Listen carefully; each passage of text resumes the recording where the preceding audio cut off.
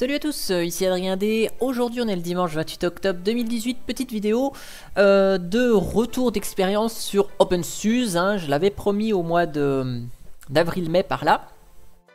C'était d'installer OpenSUSE et je vous avais dit que j'en ferai un retour, donc je sais plus dans quelle vidéo, je l'avais peut-être dit dans un live d'ailleurs, que je vous ferai un retour fin octobre, début novembre sur cette OpenSUSE Tumbleweed. Donc ici on va démarrer la OpenSUSE, ok, voilà.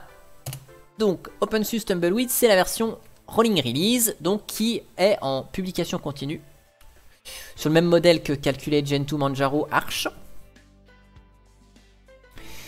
Et donc, voilà, ça fait 5 à 6 mois qu'elle est installée, et je vais vous en faire un retour, après des mises à jour successives. Donc là on a le démarrage d'OpenSUSE Tumbleweed. Je fais un petit coup de échappe pour que vous voyez ici en fait ce qui se passe au démarrage.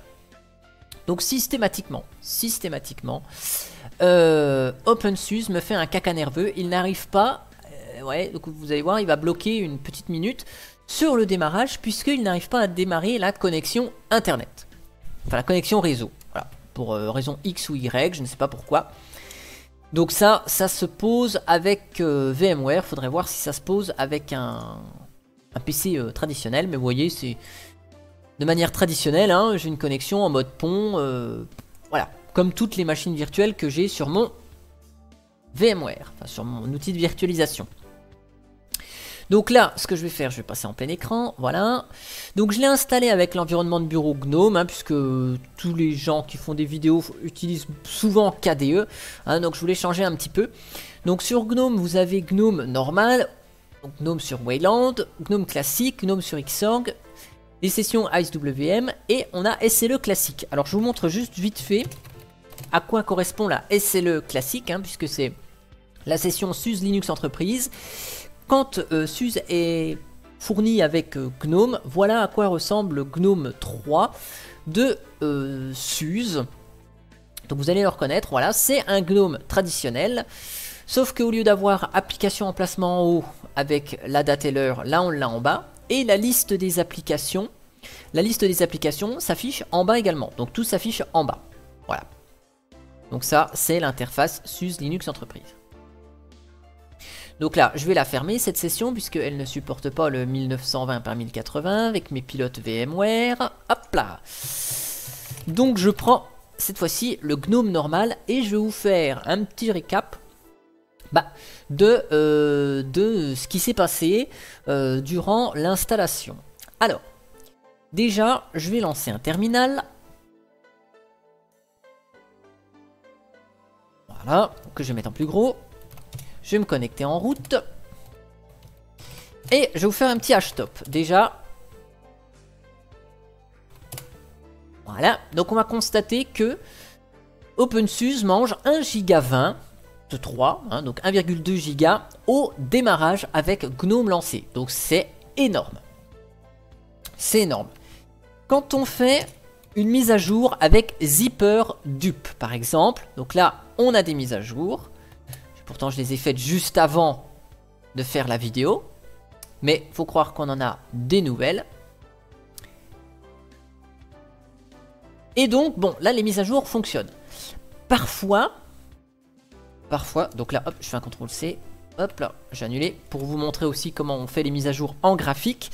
Parfois ça fonctionne pas. Donc ici j'ai dû désactiver et arrêter et désactiver PackageKit puisque PackageKit c'est comme dans Fedora, hein, si PackageKit est là grâce ou à cause de GNOME logiciel, voilà, grâce ou à cause de GNOME logiciel qui fonctionne avec PackageKit, et ben vous ne pouvez pas faire les mises à jour avec les outils d'OpenSUSE, c'est-à-dire Zypper ou la console. Avec Zypper install, le ZipperDup pour mettre à jour la distro, etc. Donc ça c'est un peu problématique. Donc si on n'utilise pas GNOME logiciel, on peut désactiver PackageKit et arrêter PackageKit. Voilà. Donc vous voyez ici, j'avais marqué, c'est le 21 mai 2018 que j'ai fait l'install. Donc ça va faire 5 mois. Juin, juillet, août, septembre, octobre. Ouais, ça fait bien 5 mois. Durant ces 5 mois, donc j'ai utilisé le partitionnement par défaut d'OpenSUSE. Ici, vu que c'est qu'un petit disque de 20 Go, il m'a pas fait de /home séparé. Je crois pas, non. Donc il m'a tout fait en BTRFS. Et donc, grâce à Snapper, hein, qui est disponible sur OpenSUSE, il vous fait des snapshots réguliers. C'est l'équivalent à des points de restauration de Windows sur la partition BTRFS. Alors ça, c'est génial.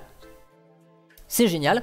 Sauf que, au bout d'un moment, eh ben, vous ne savez pas pourquoi, il vous dit votre système n'a plus de place parce qu'il ne purge pas les snapshots comme il faut.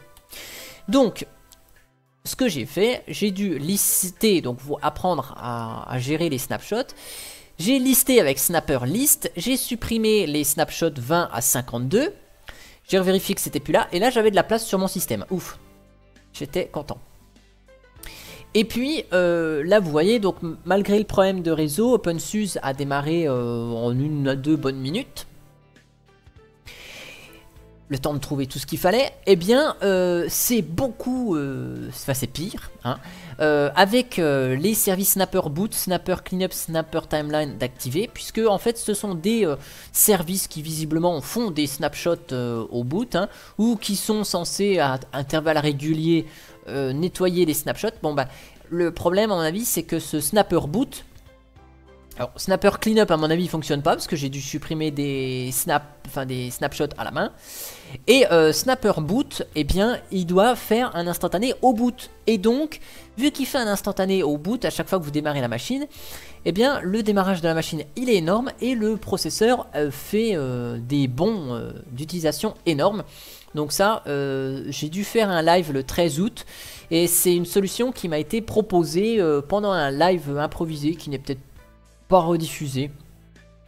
Faudrait vérifier, mais voilà, j'avais parlé rapidement d'OpenSUSE et de ce problème là, et donc on m'avait dit il faut supprimer Snapper Boot, enfin tous les services qui sont en rapport avec les snapshots BTRFS, et donc effectivement ça démarre beaucoup mieux. Voilà, donc ça c'est un petit peu mon ressenti, l'installation, etc. Après côté Logitech, donc j'ai installé plein de logiciels. Il y a la Logitech par défaut. Voilà, donc LFTP était installé par défaut. J'ai installé quelques outils tels que Audacity ou Vivaldi, hein, pour avoir un dépôt pas officiel pour voir comment ça se passe. Mais ça se passe parfaitement bien. Côté logiciel, est-ce qu'on a dans la pile logicielle? Bon bah c'est une distribution rolling release, donc ça a ses avantages et ses inconvénients. Mais ici on a un GNOME 330 hein, qui est disponible dans OpenSUSE, génial. Et le noyau utilisé c'est un noyau 4.18. Alors, terminal, voilà. Uname-A, voilà. C'est un noyau donc 4.18.15 qui est utilisé pour le moment. Donc ça c'est bien. Par contre, donc je vais vous lancer Yast. Le problème de la rolling release, alors qui se pose pas sans doute sur certaines distributions, mais qui se pose ici sur OpenSUSE, c'est que juste avant de faire la mise à jour, j'ai dû désinstaller un logiciel parce que il y a un petit problème. Donc je vous montre le truc. Si je vais dans installer, supprimer des logiciels, voilà. Bon, c'est un peu long, mais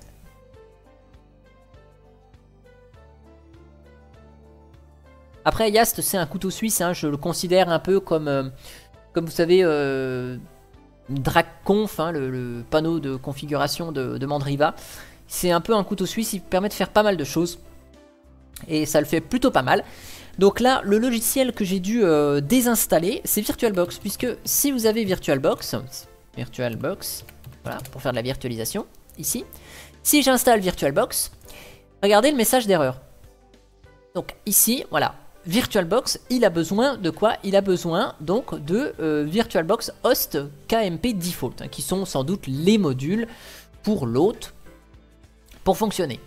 Et donc, il a besoin des modules, et ces modules sont disponibles en version 4.18.14 uniquement. Et le problème, c'est que, voilà, donc les KMP Default, voilà, Guest Kernel Modules pour VirtualBox. Voilà, vous l'avez en 4.18.14 ou les hosts, donc si vous avez en guest, donc en invité, ou si vous voulez installer VirtualBox, il vous faut le host KMP Default. Donc c'est la version quoi? C'est la version 4.18.14. Bah oui, mais le problème, c'est que le noyau, alors je sais pas comment il s'appelle ici, s'il s'appelle Linux ou kernel. Kernel, je vous l'ai montré tout à l'heure, c'était le noyau Alors, hop, voilà, 4, 18, 15. Voilà, je prends n'importe quel paquet. Voilà, c'est le noyau 4, 18, 15. Donc, les pilotes VirtualBox, enfin, en tout cas les guests et les host modules, ne sont pas compilés en même temps, au même moment que le noyau.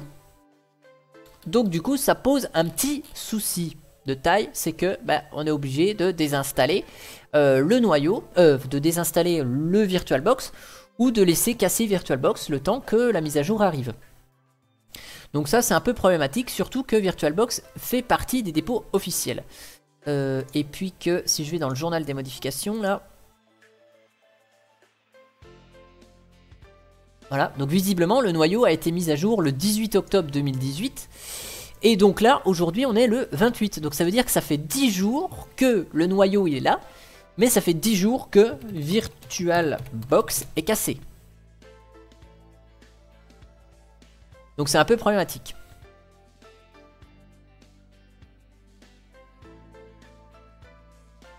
Voilà, donc ça c'est pénible. Donc on ne peut pas installer VirtualBox.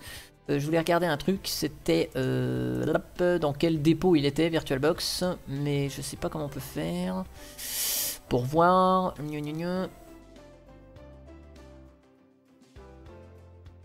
Dépôt, lock option.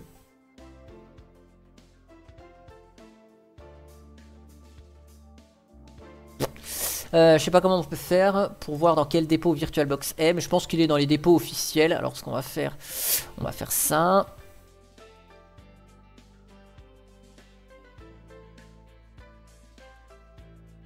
On va lancer Firefox. Et puis on va aller voir vite fait dans quel dépôt il est. Mais je pense qu'il est dans les dépôts officiels. Alors vu que je ne connais pas très bien OpenSUSE, alors ah oui, avec leur page de démarrage custom, alors télécharger des logiciels. Peut-être que là-dedans, on va pouvoir avoir. Dans quel dépôt il est? Alors oui. Hop. Tumbleweed. Accepter. Donc, VirtualBox. VirtualBox, voilà. Et donc ici, est-ce qu'on a des infos? Non, on sait pas. Alors attendez, on va faire comme ça, pkgs.org. Là, c'est juste mon incompétence en OpenSUSE qui refait surface. Voilà. VirtualBox. Waouh! Tellement ça lag, il y a plein de V. Wouh! VirtualBox. Voilà. Donc, il est dispo dans OpenSUSE Tumbleweed, dans les dépôts officiels. Hein. Bon, là, visiblement, le site n'est pas à jour, mais on voit quand même que c'est dans le dépôt officiel. Donc ça, pas de problème. Donc ça, c'était le petit point... hop, minimiser, voilà. Donc ça, c'était le petit point dépôt, enfin logiciel. Des fois, il y a des trucs qui coincent. Après, côté installation de logiciel, bon, ça se fait pas trop mal. Et de manière sympa, par exemple, si on veut installer, je sais pas, Alexandra, voilà, lui il y est peut-être pas. Si on veut installer, qu'est-ce qu'on peut installer? Clémentine, par exemple. Voilà, hop, vous voyez, donc je clique ici, tac, donc ouais, ne pas installer VirtualBox. Voilà, donc l'installation des logiciels, on coche, pout, il va chercher les dépendances. D'ailleurs, ça semble être encore un Clémentine en Qt 4. Bizarre. Mais voilà, l'installation d'un logiciel, elle est plutôt rapide une fois que l'outil démarre. Voilà. Ça télécharge ce qu'il y a téléchargé.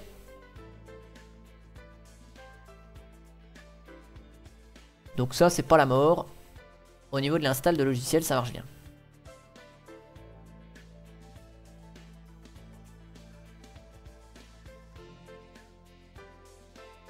Voilà. Et une fois qu'il a tout téléchargé, il installe tout.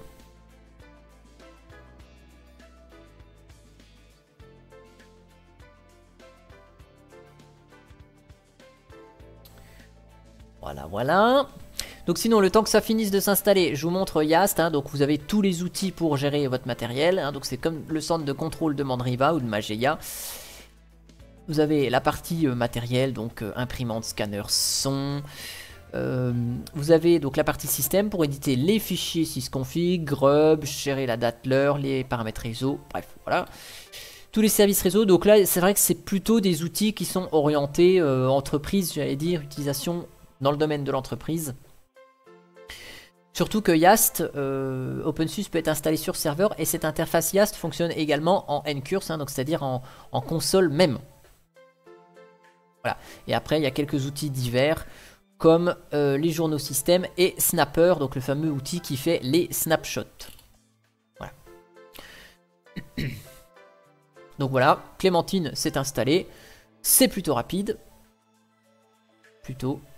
J'aurais dû installer un logiciel un petit peu plus léger. Et voilà. Je vais vous montrer aussi la partie. Voilà. Donc Clémentine est installée. Il y a le petit récap qui va bien. Et donc mon Clémentine est là. Maintenant. Tac.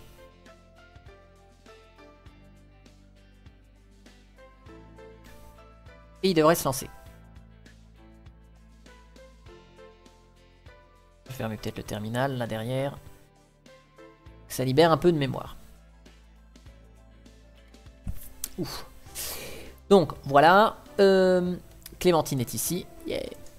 Donc c'est un Qt 4. Hein. Bon, Qt 4 est déprécié. Hein. Il est quand même plus maintenu. La plupart des distributions Linux proposent Clémentine en Qt 5. Là, on a encore du Qt 4. C'est un petit peu étonnant pour une rolling release, mais c'est pas très grave. Côté mise à jour, donc la mise à jour, vous pouvez la faire soit avec GNOME logiciel, soit avec Discover, j'imagine, sur KDE, s'il est livré. Et vous pouvez le faire avec, donc, le YAST. Donc là, j'ai cliqué dessus, ça va se lancer un jour. Je pense. Puisque le disque dur clignote. À fond les ballons.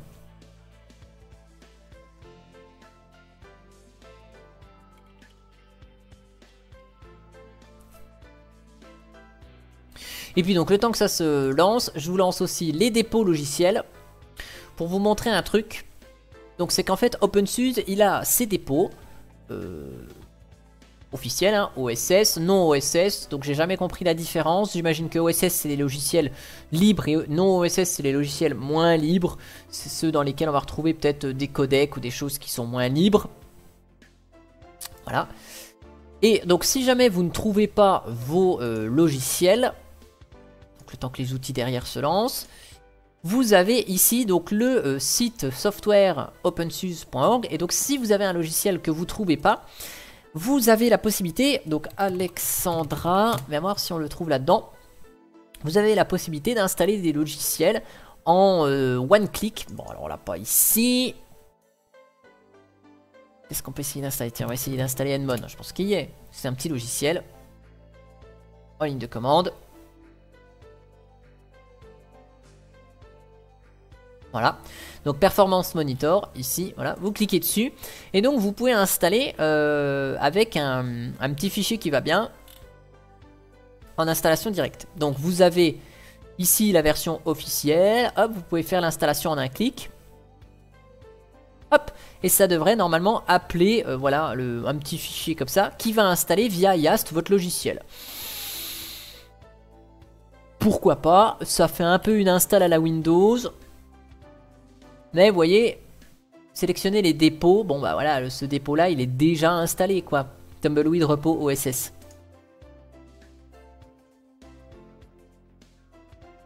Donc si je fais oui.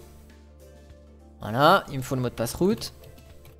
Et après on va aller voir qu'est-ce que ça fait dans les dépôts. Mais j'espère juste que ça n'ajoute pas autant de dépôts que de logiciels qu'on installe en one click. Ouais c'est bon, j'ai fermé Firefox. Donc ça à la limite ça peut être bien si vous voulez installer un logiciel qui serait peut-être pourquoi pas dans les dépôts.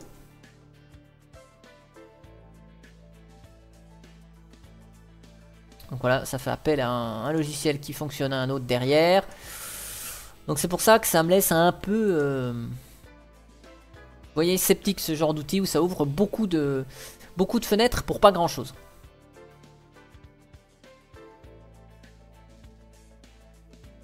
Voilà, et après, ça y est, Nmon est installé. Normalement. Voilà, l'installation a réussi. Et donc si je relance un terminal maintenant... et que je lance mon Edmod, bon, il est installé, cool. Mais bon, voilà. Après, donc, je vais essayer juste de relancer dépôt logiciel parce que il n'avait pas voulu se lancer tout à l'heure.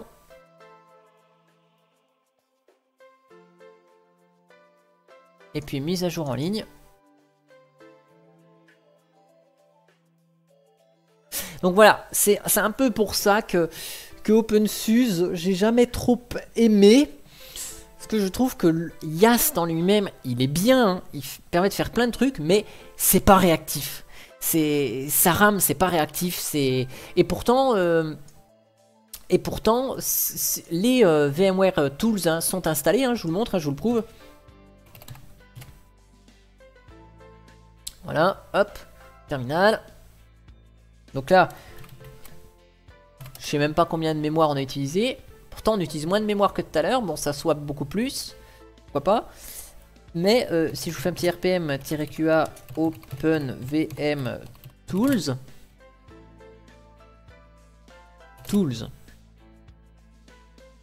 Vous allez voir que, voilà, les pilotes VMware sont bien installés. Hein. RPM-QA grep VMware. Voilà, j'ai même le pilote vidéo VMware qui est installé, quoi. Donc il n'y a pas de raison à ce que ça lag, que ce soit lent comme ça. Voilà. Alors après, c'est peut-être l'effet machine virtuelle, j'en sais rien. Là, j'arrive même pas à vous montrer...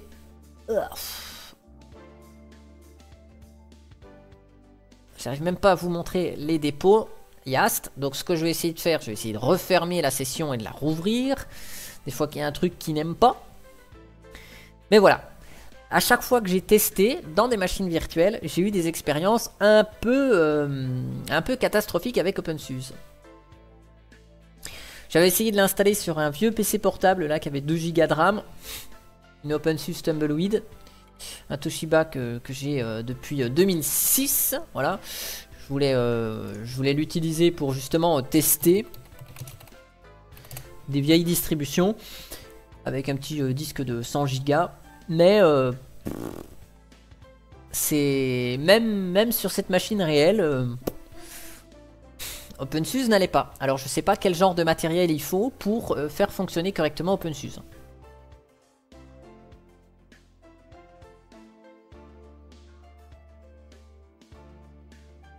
Alors j'imagine que ceux qui l'ont installé en dur et qui restent dessus, bah ils en sont contents, sinon ils resteraient pas dessus.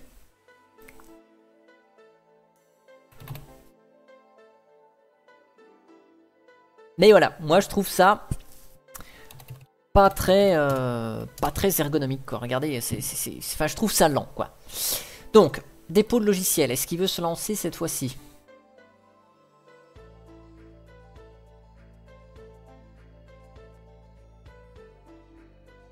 Ah, ça y est, ok. Et donc je vous ferai la mise à jour, parce que je vous l'ai dit tout à l'heure que je ferai la mise à jour en ligne.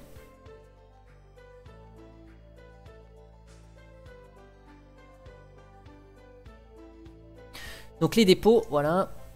Allez. Alors certaines personnes peuvent dire que Mageia c'est lent. Mais là pour le coup OpenSUSE, voilà. Donc ça c'est le message que je vous disais tout à l'heure. Vous voyez, PackageKit bloque la gestion logicielle. Demandez à PackageKit de quitter, oui, mais il quittera jamais.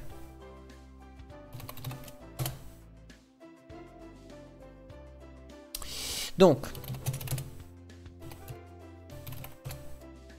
Voilà, on va faire un petit ps-ef pipe grep-i package kit, voilà. Package kit D, voilà. Ok, alors il s'est viré entre temps. Mais voilà, c'est un peu chiant. Donc voilà, on voit ici les dépôts OSS non OSS qui sont ici. Ici, Pacman et libdvd CSS sont des dépôts pardon, additionnels. Donc ici, vous faites ajouter, vous sélectionnez dépôt communautaire et donc vous pouvez ajouter des dépôts communautaires supplémentaires. Donc c'est-à-dire que si vous avez des pilotes Nvidia, voilà, vous pouvez ajouter les pilotes Nvidia, le dépôt avec les pilotes Nvidia. D'ailleurs, j'ai regardé un truc dedans. Et puis libdvd CSS, c'est quand vous louez un DVD à la médiathèque ou même que vous achetez, hein, moi j'achète pas, mais quand vous achetez un un DVD, si maintenant les DVD sont protégés, il y a des protections anti-copie, et donc si vous installez pas libDVD CSS, vous êtes coincé. Donc ça c'est dans un dépôt additionnel, visiblement ça doit pas être légal dans certains pays, si c'est dans un dépôt additionnel. Et Pacman Repository, donc c'est un dépôt avec des logiciels supplémentaires, notamment multimédia. Donc voilà, et donc la mise à jour en ligne, elle se fait pareil, soit en ligne de commande avec Zipper Dupe, comme je vous ai montré tout à l'heure, pour Zipper Dist Upgrade, soit via l'outil de mise à jour en ligne, s'il veut se lancer. Voilà, il va y arriver. Et donc on retrouve toujours la même interface ici.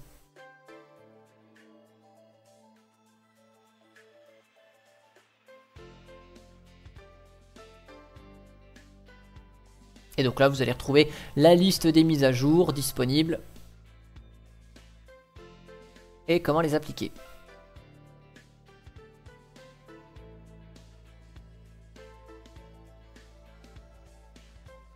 Mais je sais pas s'il les cherche, les mises à jour, ou pas.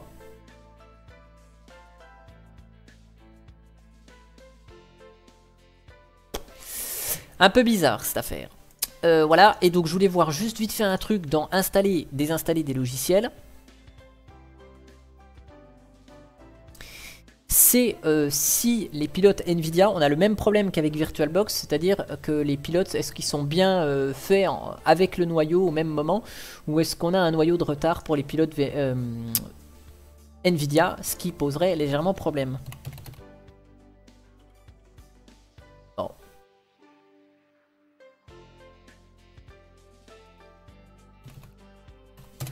Voilà, hop. Et la vidéo s'éternise, mais c'est pas top quand même, hein, cette affaire. Voilà, c'est pour ça que... Alors, Nvidia... C'est pour ça que j'ai jamais vraiment aimé voilà, ce genre de distribution, parce que voilà, c'est toujours un peu lent, je la trouve pas très ergonomique. Mais voilà, je voulais quand même vous la présenter, vous allez peut-être pas... ressentir la même chose que moi, mais voilà, moi je vous présente comment je l'ai utilisé. Et donc là on est dans le même problème là, on a un noyau 4.18.12, donc si je veux installer Nvidia driver pour machin, donc moi c'est le 410, ouf, donc ok, là on a la licence, ça c'est sympa, ok. Il m'installe le pilote pour noyau 4.18.12, accepter, est-ce qu'il va vraiment vouloir accepter ?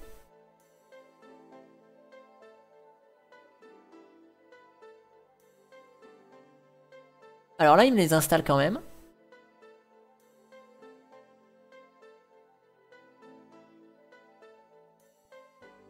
Il n'y a pas de blocage. Alors je sais pas comment ça peut marcher. Parce que ici je vois K18. Bon. S'il y en a qui ont des cartes Nvidia, ben pourront me le dire. Et donc, je vous montre juste un petit truc avant. Je passe juste en merde. Je passe juste en mode de console multi-utilisateur. Et je le fais comme ça parce que si je fais CTRL ALT F2, vous savez, avec VMware, ça me le fait sur ma vraie machine. Donc on va juste couper l'interface graphique comme ça. Mais ça n'a pas envie de marcher. Alors tant pis, je fais CTRL ALT F3. Ça va peut-être faire un truc bizarre dans la vidéo. Voilà. Non. Non. Alors, hop. Attendez, on va y arriver. Oula. CTRL ALT F2. Voilà, ok. Voilà, c'est bon, c'est revenu. Donc, route. Voilà.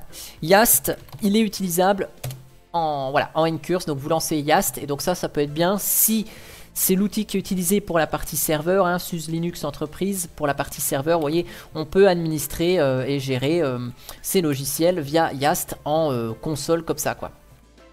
Donc, online update. Voilà. Et en fait, Yast, ils ont quand même fait un truc qui est sympa. Hein, ils utilisent le libui.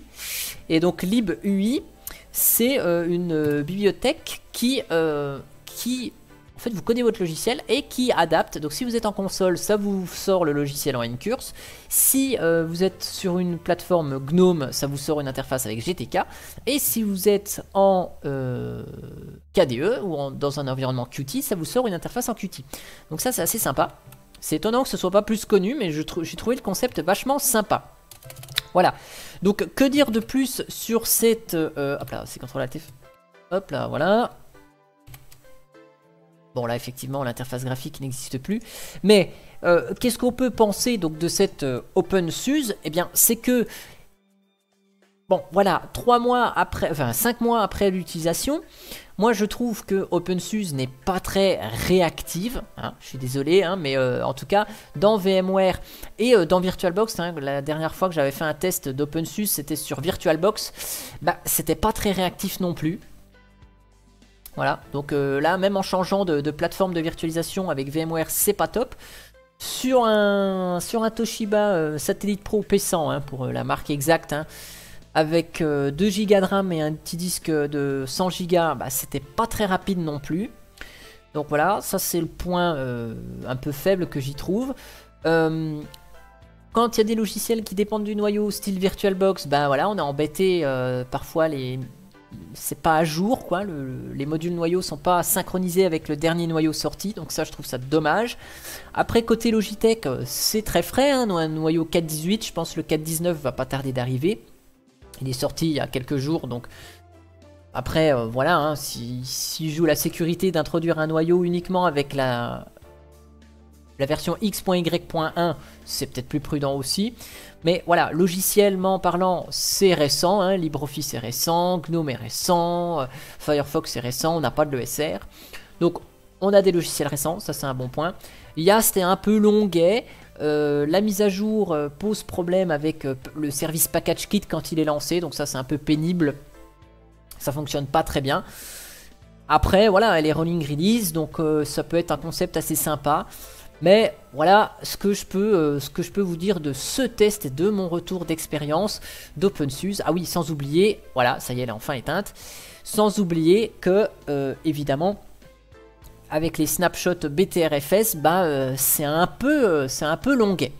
Donc ce que je vais peut-être essayer de faire, c'est prochainement d'installer une OpenSUSE, mais cette fois-ci avec mon partitionnement à moi. Je vais prendre un GNOME aussi, mais je vais installer avec de l'EXT4, enfin mon partitionnement à moi, et je vais voir si au niveau de l'installation, ça peut faire quelque chose de plus réactif ou pas, par rapport à ce que j'ai là. Mais en tout cas, cette machine virtuelle OpenSUSE, elle est là, je la laisse installer, et je vais continuer les mises à jour, peut-être pour faire à la limite dans quelques mois un comparatif entre la OpenSUSE installée par défaut et la OpenSUSE installée avec mon partitionnement à moi. Voilà. En tout cas, j'espère que cette vidéo vous aura quand même plu et moi je vous dis à bientôt pour une prochaine vidéo. Allez, ciao!